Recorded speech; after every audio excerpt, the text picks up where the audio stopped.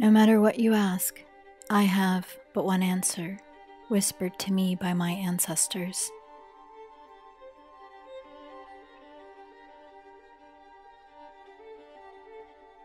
Because we are the people of the land.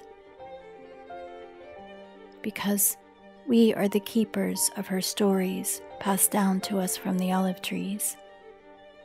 Because her rivers run through our bodies, and our grandmothers embroidered her landscape on our skin since 10,000 years.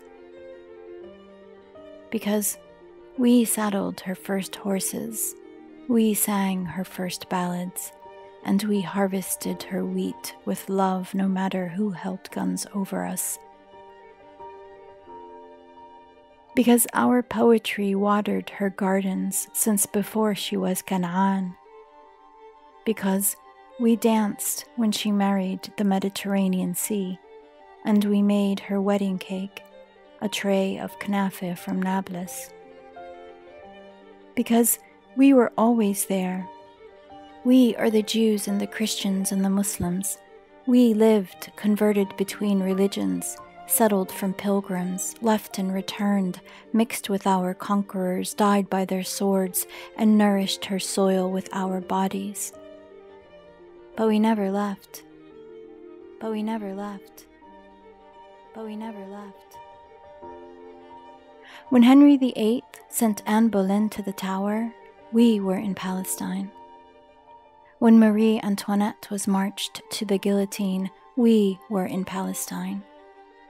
When Galileo gazed at the heavens, we were in Palestine. When Columbus got lost, pillaged, and raped where he landed, we were in Palestine.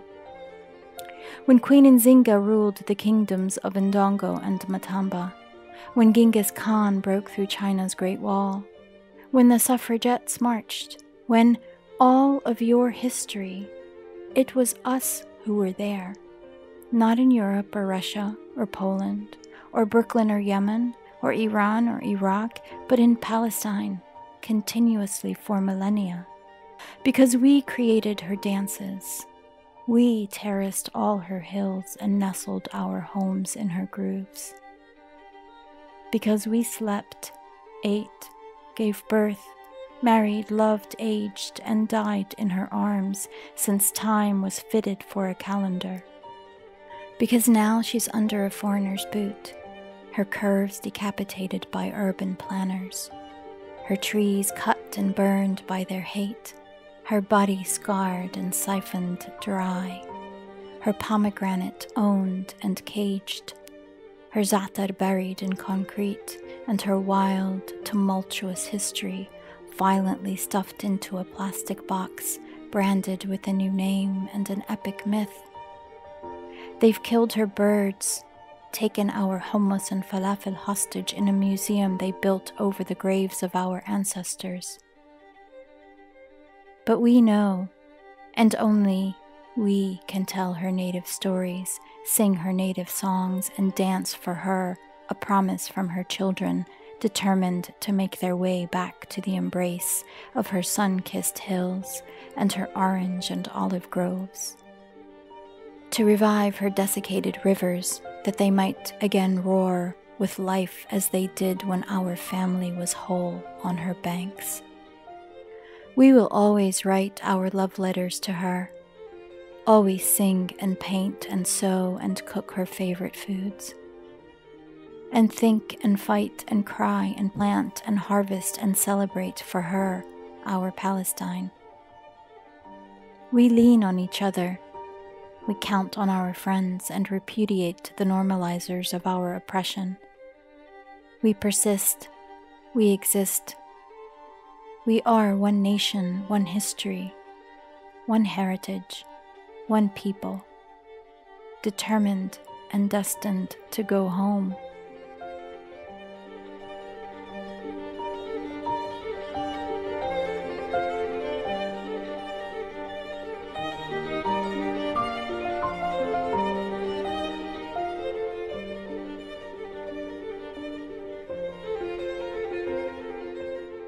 Assalamu alaikum wa ahlan wa sahlan. My name is Susan Muaddi Darraj. On behalf of the organizing committee, I want to welcome you all to the Palestine Writes Literature Festival. We are excited and delighted to share the culmination of 2 years of hard work. This festival was originally supposed to be held in New York City in March, but because of the COVID-19 pandemic, we made the difficult decision to cancel it. We would like to acknowledge, as we had planned to in March, that the original site of the festival stands on ancestral Lenape and other indigenous lands. Colonialism is an ongoing process, and we want to honor the indigenous people on whose land we reside. The effort to make the Palestine Writes Festival virtual has been a true team effort and has resulted in our ability to reach even more people throughout the diaspora. I'm happy to report that we have almost tripled the number of registrations that we originally had. I'd like to acknowledge the donations we've received from thousands of supporters all over the world, whose $5 to $500 donations made all the difference. We received several large donations from institutions and individuals whom I'd like to name.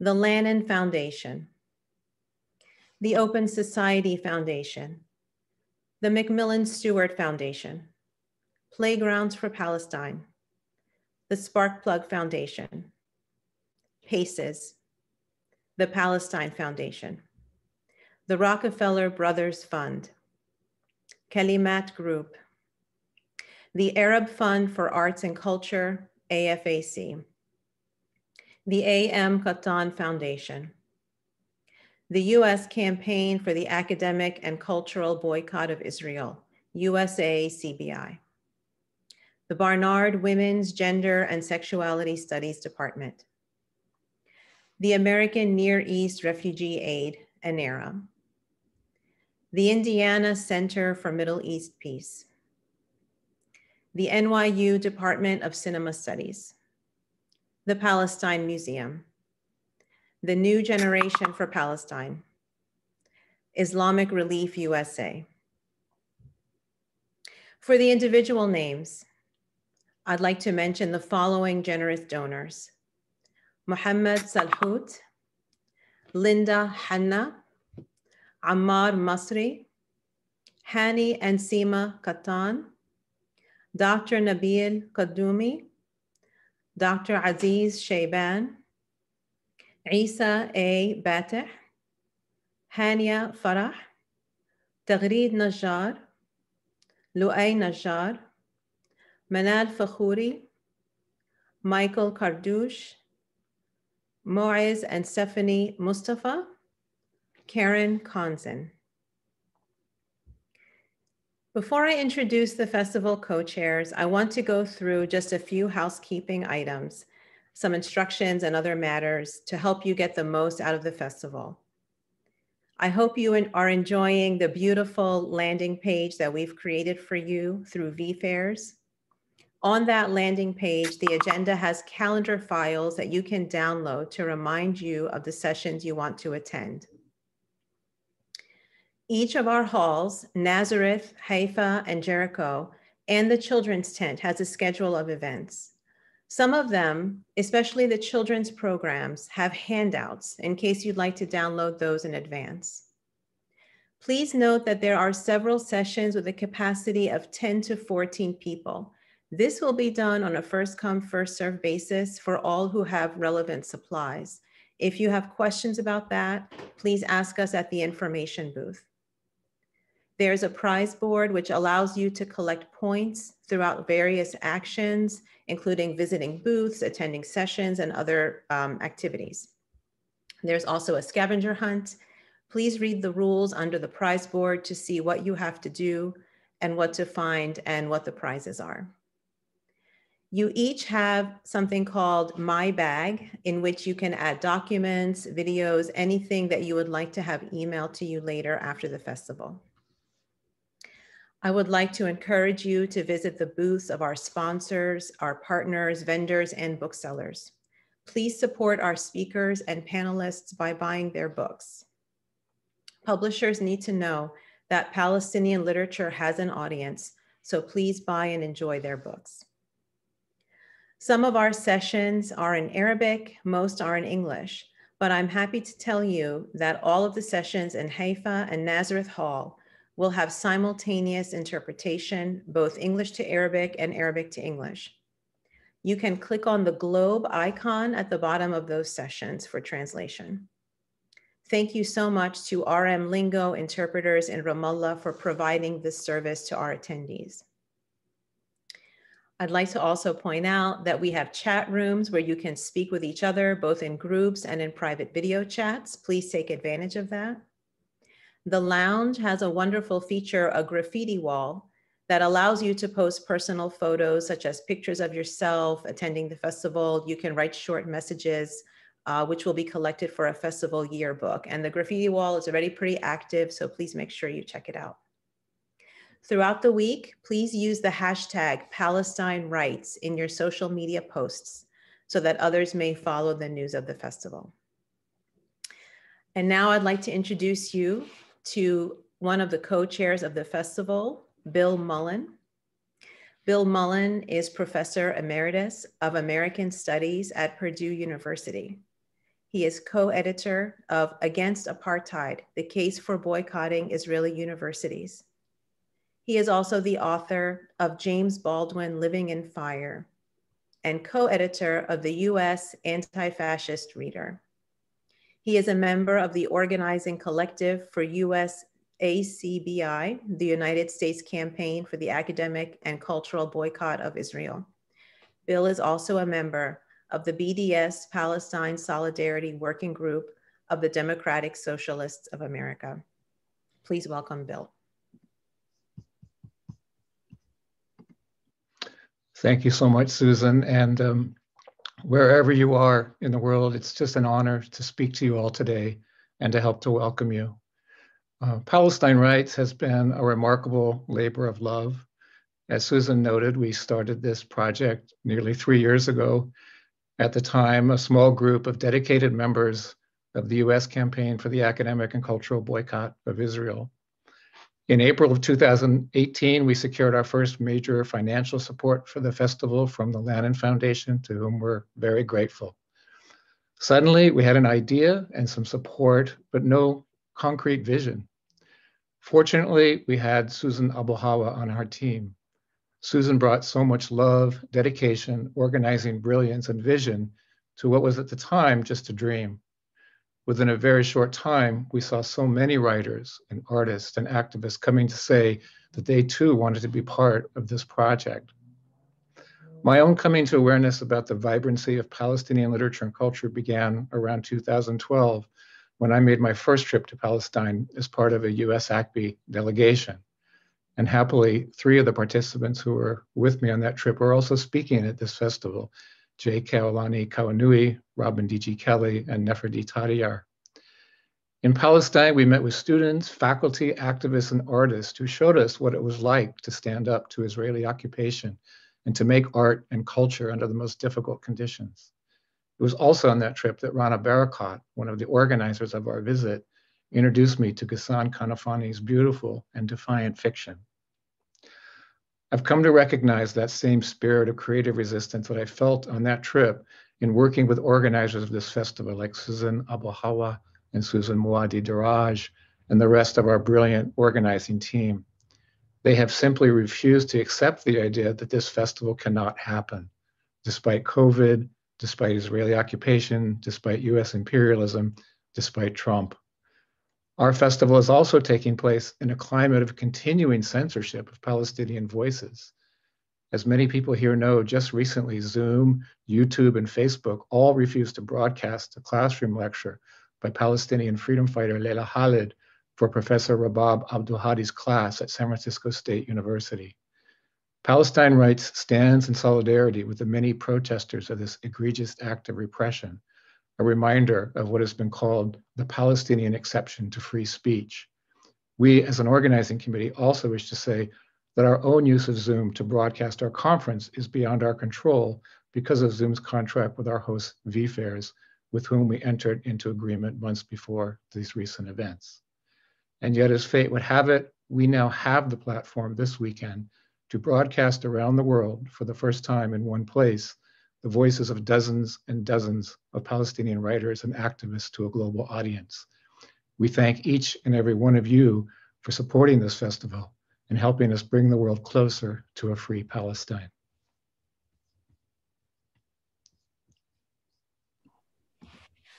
Thank you, Bill, for your remarks and your dedication to the festival.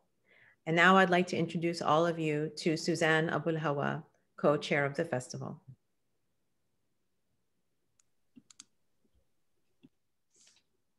Masa al-khair, everyone. Good afternoon. I want to reiterate the thanks expressed by Susan and Bill to our funders. Thank you for believing in us. Your generosity is what enables us to gather this week. I shout out to all the organizers, in particular my two partners in crime, Bill Mullen, with whom it has been my absolute honor to co-chair this festival, and Jacqueline Berry, who spent sometimes up to 10 hours a day on Zoom with me coordinating hundreds of moving parts to bring this festival together. To Nina Bina, our social media guru, who generously volunteered her time and expertise and is responsible for all the posts you see on Twitter, Instagram, and TikTok. To Rima Najjar, who managed our Facebook page, garnering thousands of supporters from all over the world. To the graphics you see in this festival and on social media, from signage to session announcements, were created by Anas Herzallah in Gaza. The poem video opening the festival was produced by Ayaz Zinati, also in Gaza. The animated Hajj Muhammad, who greeted you all when you signed in, was created by Muhammad al-Hajj, who is likewise in Gaza. The animated promotional video in the lounge was created by Murtada Ghazar, our Iraqi brother and comrade in Seattle, and all other promotional videos for the festival were created by Ahmed Mansour, who will also screen his latest brilliant film during the festival. Jacqueline Bijani helped create our swag items in the store, and Dawood Ghannam from You Make in Ramallah set it all up, as well as our sponsor booths and basically all the technical aspects of each webinar session and more. RM Lingo in Jerusalem will be conducting simultaneous translations for all our panels and book discussions. I hope you will remember these names and hire them when you need such expertise. Those of you who will participate in the prize board have Zaha Hassan to thank for the prizes and the point system. Suzanne Muaddi Darraj and David Pulimbolu managed all the children's programming. Faisal Saleh created the beautiful art exhibit. Ayal Fahmawi managed the brilliant poetry performance you're going to hear today, along with a multitude of other tasks over many months. Nick Allen, Manar Hussein, and Muhammad Hamad volunteered many hours of their time performing a multitude of tasks for us. Emma Dulski, Nick Urich, Fuad Dakwar, and Zoe Janouzi and others at Swarthmore SJP, as well as Nick Allen, ensured our bookstore was populated with all the books we could get. Adam Miyashiro managed the volunteers. Laura Weeks created the gorgeous program book. Andrew Ross and Melanie Johar Schuler filled in on the countless tasks, everything ranging from copy editing to securing venues to chasing refunds and so much more. Lama Ahmed brought her experience with Build Palestine to the festival as well. Everyone spent endless hours on weekly calls, which for most of us spanned at least 2 years and even more for others. I am honored to be part of such a dedicated group that stuck with this endeavor despite all the roadblocks we encountered along the way, including the pandemic and attempts to silence or discredit this festival. We did our very best to make this festival as meaningful and fabulous as possible. I'm sure we've made mistakes and we weren't able to include everyone we wanted, but we welcome your feedback as well as we strive to always do better. On behalf of this wonderful organizing committee for Palestine Writes Literature Festival, I'd like to thank every one of you for being here. We have about 2,100 registrants representing 73 countries around the world, from the Åland Islands off the coast of Finland to Zimbabwe and Angola, to every European, West Asian, and North African country, to India, Pakistan, Australia, and beyond. Thank you all, and thank you to all of our speakers who are likewise joining us from various parts of the world. The outpouring of support and enthusiasm for this festival exceeded our expectations, giving an indication of the thirst for such dedicated celebrations of our heritage, our imaginations, and our cultural productions. This festival emerges from the belief that literature, folklore, music, culinary heritage, and other art forms are the vasculature of our societal body and the vital organs of our collective ancestral memory. Literature is the audit trail of our presence in the world. It forms the spiritual landscape of our common trauma and our expanding generational wounds. It is the repository of our joy and creativity, our scandals, our weddings, our embroidery, and lazy days by the Jordan or Al-Auja rivers, by the Dead Sea, the Galilee, and the Mediterranean, cordoned off to us as they are now by a foreign colonial power. This festival is how we meet each other on the grounds of memory, bequeathed to us by our foremothers and our forefathers. It is where the rhythms of language can hold us steady so we can walk together through a land that was pulled from under our feet. Here at Palestine Writes, we aim to peel back the layers of our absence and locate our dislocation, not only in memory, but also in the ineffable generational trauma inflicted on Black and Indigenous American bodies who have for centuries faced erasure and caging we are also facing today. This festival is meant to cross the borders that separate us, linguistic, geographic, and cultural borders.